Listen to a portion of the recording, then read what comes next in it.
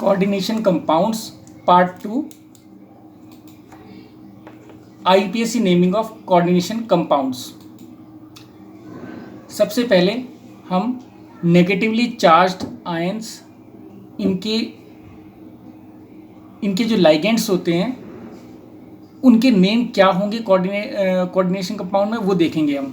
तो जैसे हमारे पास फ्लोराइड है, इसका एक माइनस चार्ज है इसके ऊपर, इसको हम लाइगेंड्स को हम फ्लोराइडो कहेंगे, इसमें नेगेटिव में ओ लगा देते हैं, ठीक है। क्लोरीन को क्लोराइड है ये, तो इसको क्लोराइडो कहते हैं। नाइट्राइट है ये, नाइट्राइट का यूनी नेगेटिव चार्ज होता है, ठीक है। तो ये क्योंकि ये एन पार्ट से कोऑर्डिनेट पार्ट बनाता है, तो इसलिए नाइट्राइटो एन होगा। अगर ये ओ से कोऑर्डिनेट बॉन्ड बनाता है तो नाइट्राइटो ओ होगा। ऐसे हमारा नाइट्राइड है, इसको नाइट्राइडो बोलेंगे। एजाइड है, एजाइडो बोलेंगे। सल्फेट है, इसकी दो नेगेटिव चार्ज होते हैं इसके ऊपर, तो इसको सल्फेटो बोलेंगे। कार्बोनेट है, कार्बोनेटो बोलेंगे। ऑक्साइड है, ऑक्सो बोलेंगे। परऑक्साइड वाले आयन को हम परऑक्सो बोलेंगे। और फॉस्फाइड जो होगा उसको फॉस्फाइड ही बोलेंगे। Hydride, hydrido. Hydroxide, hydroxo. Isothiocyanate, isothiocyanato बोलेंगे इसको। एमाइड जो होगा NH2 माइनस, ये एमाइडो होगा। इमाइड NH माइनस, इमाइडो। ऐसे ही जो हमारे और नेगेटिव चार्ज वाले आयन है, जैसे हमारा ऑक्जेलेट है, तो इसको ऑक्जेलेटो, लाइगेंड का नाम ऑक्जेलेटो होगा इसके। ऐसे साइनाइड के साइनो, थायोसाइनाइड के साइनाइटो। एसीटेट का CH3CO, एसीटेट का एसीटेटो। क्लोरेट का क्लोरेटो। थायोसल्फेट का थायोसल्फेटो। तो इस तरह हम ओ लगा देते हैं नेगेटिवली चार्ज्ड आयन के नाम के आगे। पॉजिटिवली चार्ज्ड आयंस के जो लिगेंड्स होते हैं उनमें हम नियम लगा देंगे। जैसे नाइट्रोसो है तो नाइट्रोसोनियम बन जाएगा। हाइड्रोजीन है, हाइड्रोजीनियम बन जाएगा। और नाइट्रो है, नाइट्रोनियम बन जाएगा। हमारे जो न्यूट्रल एटम्स जो लिगेंड की तरह यूज़ होते हैं उनको हम एज इट इज़ ही लिखते हैं। जैसे मिथाइल अमीन होगा, मिथाइलामीन होगा। Ethylene diamine, EN, ethylene diamine ही लिखेंगे इसको। पायरिडीन है, वो पायरिडीन ही लिखेंगे। थायोफिनाइल फॉस्फीन, इसको ट्राइफिनाइल फॉस्फीन ही लिखेंगे। ऐसे ही फॉस्फीन जो है हमारा, वो फॉस्फीन ही लिखा जाएगा। थायोयूरिया हमारा थायोयूरिया ही लिखा जाएगा, ठीक है। इसमें कुछ एक्सेप्शन है, जैसे वाटर को हम एक्वा कहेंगे। नाइट्रस को हम नाइट्रोसाइल कहेंगे।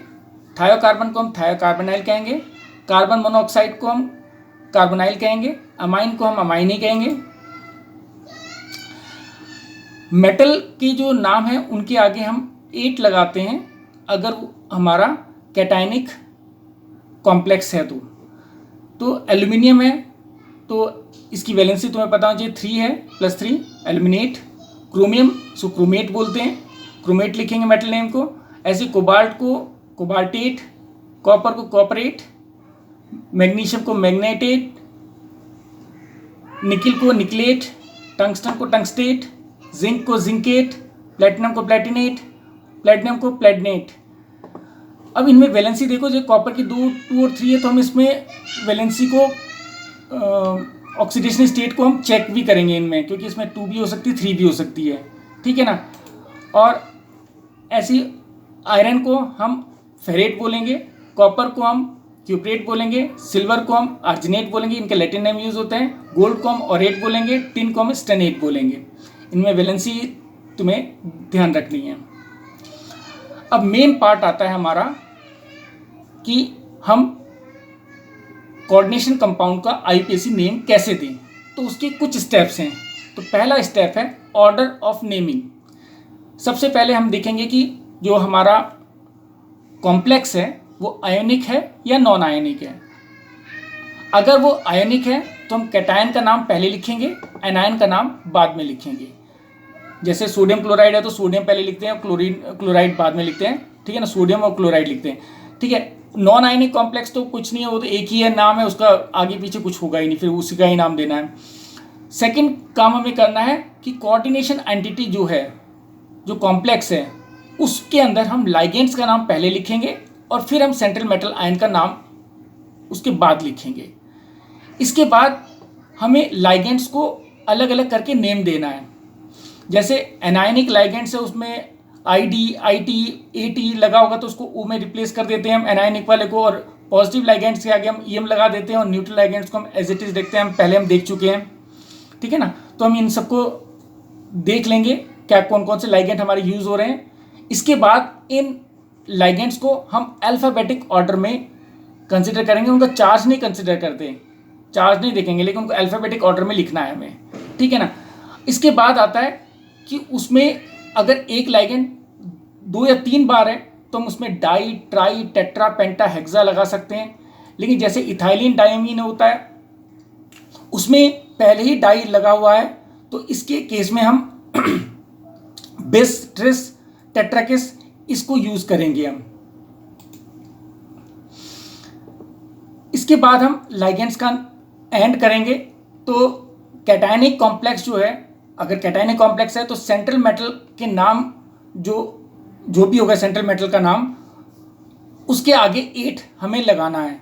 एनायनिक और न्यूट्रल कॉम्प्लेक्स में हमारे कोई पाबंदी नहीं है, वो तुम जैसा लिखना चाहते हो लिख सकते हो उसको। Oxidation state central metal ion की हमें लिखनी ही पड़ेगी, इसको पहले आप कैलकुलेट कर लोगे, कैलकुलेट करना बहुत आसान है, फर्स्ट पार्ट में हमने समझाया भी था तुम्हें। और जो हम ऑक्सीडेशन स्टेट है वो रोमन न्यूमरल्स में लिखने हैं और कोई गैप नहीं देना है, और ब्रैकेट में इस तरह लिखनी है जैसे मैंने सेकंड लिखा हुआ है ये। इसके बाद पॉइंट ऑफ अटैचमेंट आता है।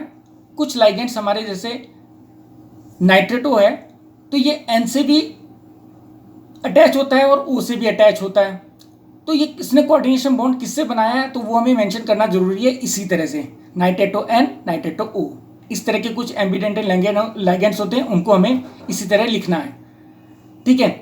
इसके बाद हमारे पास ज्योमेट्रिकल आइसोमेरिज्म होता है सिस एंड ट्रांस का, तो पोजीशन के अकॉर्डिंग अगर एडजेसेंट पोजीशन पे आते हैं तो सिस है और अपोजिट पोजीशन पे आते हैं तो ट्रांस है।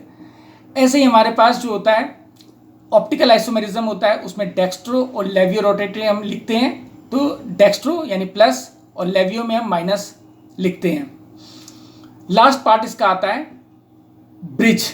अगर लाइगेंड्स के बीच में ब्रिज बना हुआ है तो इसके लिए हम म्यू, ग्रीक लेटर म्यू लिखेंगे। हम इसको अभी एग्जाम्पल के थ्रू आपको समझाएंगे।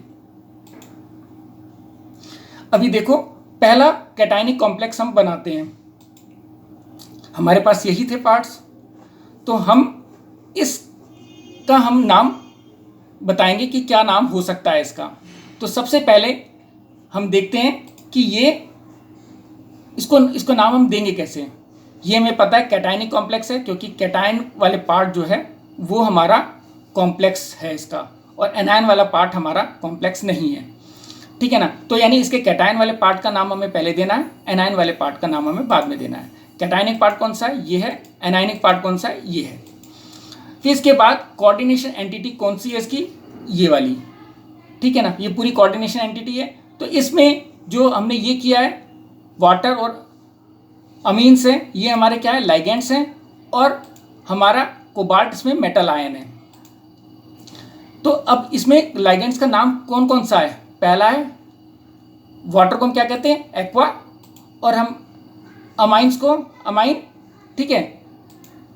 इसके बाद हम इसका ऑर्डर देखेंगे। अब देखो ये AQ है, ये AM है, तो AM पहले आएगा, AQ बाद में आएगा, तो हम अमाइन वाले नाम को पहले लिखेंगे, एक्वा वाले को बाद में लिखेंगे, ठीक है। क्योंकि हम इसमें सबसे पहले लाइगेंड्स का नाम देंगे, फिर हम मेटल आयन का नाम देंगे, ठीक है ना। तो अब देखो अमाइन के कितने हैं, 4 हैं, तो 4 को हम क्या कहते हैं, टेट्रा अमाइन, ठीक है। और फिर वाटर के कितने हैं, 2 हैं, तो डाई एक्वा, ठीक है। तो अमाइन टेट्रा हो गया, एक्वा डाई हो गया। अब इसके बाद हम एंड नेम करेंगे मेटल आयन से। मेटल आयन कौन सा है हमारे पास, कोबाल्ट है, तो यहाँ पर कोबाल्ट लिख दिया हमने, ठीक है। अब इसमें इसकी ऑक्सीडेशन स्टेट लिखनी है, हम इसकी ऑक्सीडेशन स्टेट कैलकुलेट करेंगे। तो ऑक्सीडेशन स्टेट इसकी हमारी 3 आएगी। देखो यहाँ पर, यहाँ से भी पता चल जाएगा इसकी ऑक्सीडेशन स्टेट 3 होगी, क्योंकि ये तो हमारे न्यूट्रल आयंस है, तो इसकी और इसकी ऑक्सीडेशन स्टेट हमारी एक ही होगी, ठीक है ना। तो 3 है और लास्ट में क्लोराइड है, तो क्लोराइड लिख देंगे एनायनिक पार्ट का नाम। तो इस तरह हमारे पास ये नाम इसका आ गया। अब हम कैटायनिक कॉम्प्लेक्स को देखते हैं, एनायनिक कॉम्प्लेक्स को देखते हैं। तो इसमें भी हमारे पास यही पार्ट है। अब देखो ये हमारा एनायनिक कॉम्प्लेक्स है, यानी कैटायन वाला पार्ट में कॉम्प्लेक्स नहीं बना, एनायन वाले पार्ट में कॉम्प्लेक्स बना है, ठीक है ना। इसमें भी देखो कैटायनिक पार्ट का हमने पहले नाम दे दिया पोटेशियम। एनायनिक पार्ट का नाम हम लिखेंगे। इसमें सबसे पहले हम लाइगेंड्स का नाम, लाइगेंड्स हमारा और मेटल आयन हमारा ये है आयरन, ठीक है ना। तो इसमें ऑर्डर तो कुछ होगा नहीं, एक ही है हमारे पास, ठीक है ना। तो यहाँ पर अब देखो ये हमारा लाइगेंड है, इसका नाम ऑक्जेलेट, ऑक्जेलेटो हो गया ये, ठीक है ना। कितने हैं? 3 हैं, ठीक है ना। तो यहाँ पर क्या होगा? ट्राई ऑक्जेलेटो, ठीक है ना, ट्राई ऑक्जेलेटो हो गया। अब यहाँ पर आयरन को हम क्या कहते हैं? फेरेट बोलते हैं, ठीक है ना। तो फेरेट, इसकी वैलेंसी हमने निकाली है, ऑक्सीडेशन स्टेट वो निकली है कितनी? 3। तो ये इसका पूरा नाम हो गया, ठीक है। इसी तरह हमने नॉन आयनिक कॉम्प्लेक्स जो होते हैं, जैसे कि हमारा ये नॉन आयनिक कॉम्प्लेक्स है, इसको हम कैसे कहेंगे? देखो हमें सीधा ही इसका नाम लिखना है। पहले लाइगेंड्स का नाम लिखेंगे, तो क्या होगा? टेट्रा कार्बोनाइल, सीयू को कार्बोनाइल कहते हैं, पहले ही बताया था तुम्हें। टेट्रा कार्बोनाइल निकिल, और कितना है? 0, ठीक है ना। तो ये आंसर आ गया इसका, ठीक है ना। ऐसे ही हम देखो पॉइंट ऑफ अटैचमेंट वाले में देखते हैं। तो यहाँ पर देखो, यहाँ पर पेंटा एमाइन, एमाइन के 5 हैं, और नाइट्रेटो ओ से, देखो ओ से ज्वाइंट हुआ है, यहाँ पर देख रहे हो ओ से ज्वाइंट हुआ है, ब्रैकेट के सबसे पहले ओ है, नहीं तो NO2 होता, ठीक है ना। यहाँ पर लेकिन ओ से है तो ओ, तो नाइट्रेटो ओ और कोबाल्ट 3, ठीक है। तो इस तरह ये पॉइंट ऑफ अटैचमेंट का भी हो गया हमारे पास। अब आता है ये हमारे पास न्यूमेरिकल प्रीफिक्स बेस और ट्रेस। यहाँ पर देखो इथेन 1,2 डायमीन है, तो यहाँ पर क्या है? देखो इथेन 1,2 डायमीन है, तो यहाँ पर डाई तो अंदर ही आ गया, तो इसको तो हम ऐसे ही लिखेंगे। और ये क्योंकि 3 है, तो tris ethane 1,2 diamine chromium 3 chloride. तो इस तरह हमारे पास ये भी हो गया। लास्ट वाला पार्ट इसका था ब्रिजिंग वाला। तो देखो ब्रिज वाले एलिमेंट्स इस तरह के हैं। अब इसमें हमें जो ब्रिज वाला जो पोर्शन है उसको म्यू इसको कहते हैं, म्यू से हमें लिखना है। अब देखो यहाँ पर क्या है? टेट्रा एक्वा, 4 एक्वा है, टेट्रा एक्वा। आयरन लिख दो या फेरेट लिख दो, आयरन 3, और म्यू किस में है? म्यू डाई हाइड्रोक्सो, क्योंकि 2 हाइड्रोक्सो है तो डाई हाइड्रोक्सो, ठीक है ना। फिर इसका ये वाला पार्ट देखो, टेट्रा एक्वा फेरेट या आयरन 3, और लास्ट में क्या है? सल्फेट, ठीक है ना। तो इस तरह हम इसको पूरा का पूरा नेम देंगे। अब देखो टेक्स्ट बुक के क्वेश्चन है, तुम आराम से सॉल्व कर लोगे उसको। जैसे यहाँ पर है देखो, tetra amine di aqua cobalt 3 chloride, ठीक है ना। ऐसे ही पोटेशियम पहले लिखा, टेट्रा साइनो, 4 साइनाइड के हो गए, निकिलेट 2, ठीक है। ऐसे ही हमारा tris ethane 1,2 diamine chromium chloride, ये हमने पहले भी करा चुके हैं तुम्हें, ठीक है। ऐसे ही ये वाला है, तो अमाइन एक ही है, ब्रोमाइडो एक ब्रोमीन, क्लोराइडो एक क्लोरीन, नाइट्रेटो N, देखो अब ये N से जुड़ा हुआ है, नाइट्रेटो N प्लेटिनेट 2। ऐसे ही हमारे पास एक और है डाई क्लोरो, 2 क्लोरीन हो गए, बिस 2 है देखो, इथेन 1,2 डायमीन, और इसके बाद प्लेटिनम 4 वैलेंसी है, और नाइट्रेट। अब देखो ये 4 कहाँ से आया उसको निकालने के लिए हम देखो, ये हमारा कॉम्प्लेक्स था। अब देखो फार्मूला ऑफ आयन देखो, यहाँ पर ये 2 है तो ये 2 इसके ऊपर चले जाएगा, और इसका 1 है वो इसके ऊपर चले जाएगा, ठीक है। तभी तो फार्मूला बनता है, 9th में पढ़ा था तुमने। तो यानी इसके ऊपर 2+ आयन है, और इसका जब हम कैलकुलेट करेंगे तो प्लेटिनम को तो x लेंगे, बाकी सबकी हम वैलेंसी लिखकर इसको इक्वल टू 2 कर देंगे, क्योंकि 2 इसमें चार्ज है, तो ऑक्सीडेशन नंबर हमारा 4 आ गया। इस तरह हमारे पास ये हमें कैलकुलेट करना है हर एक में, मैंने तुम्हें सिर्फ लिखा है, लेकिन तुम हर एक में कैलकुलेट कर लेना है, इसको ये करना जरूरी है। एक मैंने समझाया है सिर्फ कि तुम्हें ये 4 लिखने में परेशानी ना आए। अब देखो यहां पर भी देखो, यहां पर आयरन 3, ये आयरन 3 है यहाँ पर, ठीक है ना, कैलकुलेट करके तुम्हें पता चलेगा। यहाँ पर देखो आयरन यहाँ Fe है और यहाँ पर 3 है, तो ये आयरन की 3 वैलेंसी और इसकी वैलेंसी पूरी 4 होगी क्योंकि क्रॉस जाती है ना। तो आयरन 3 ये हो गया। अब हेक्सासाइनोफेरेट 2, अब इसके आयरन के वो निकालो तो वो 2 आएगा। तो ये एक इंपॉर्टेंट वाला क्वेश्चन आ जाता है, ठीक है। अब आईपीएससी नेम लिखने हमें कॉम्प्लेक्स दे रखा होगा, आईपीएससी नेम देने हैं तुम्हें, 9.2 क्वेश्चन है ये। तो देखो इसमें हेक्सा अमाइन कोबाल्ट 3 क्लोराइड, यहां पर देखो पेंटा अमाइन क्लोराइडो कोबाल्ट 3 क्लोराइड। ऐसे यहां पर पोटेशियम शुरू में आ गया, हेक्सासाइनोफेरेट 3। ऐसे यहां पर potassium tri oxalato ferrate 3 ion. ऐसी पोटेशियम टेट्रा क्लोराइडो प्लेटिनेट 2।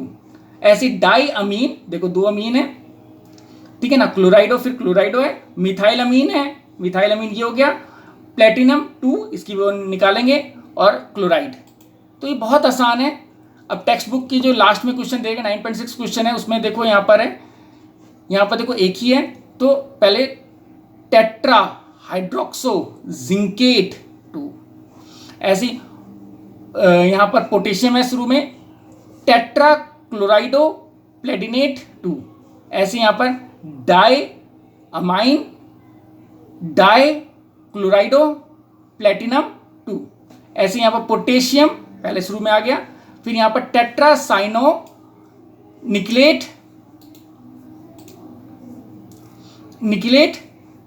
2।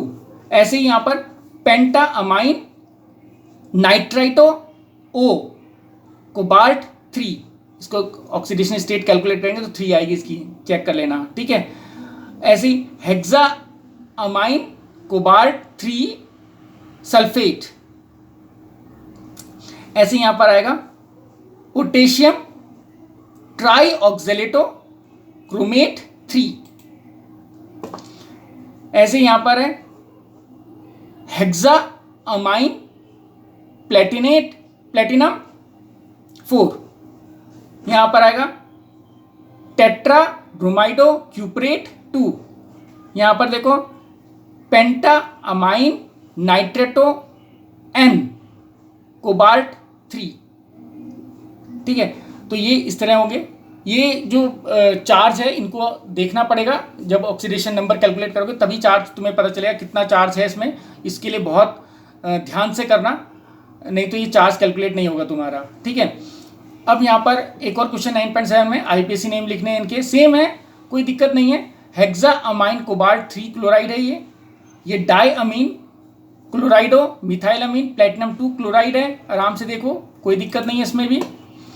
यहाँ पर देखो हेक्सा एक्वा टाइटेनियम 3 आयन।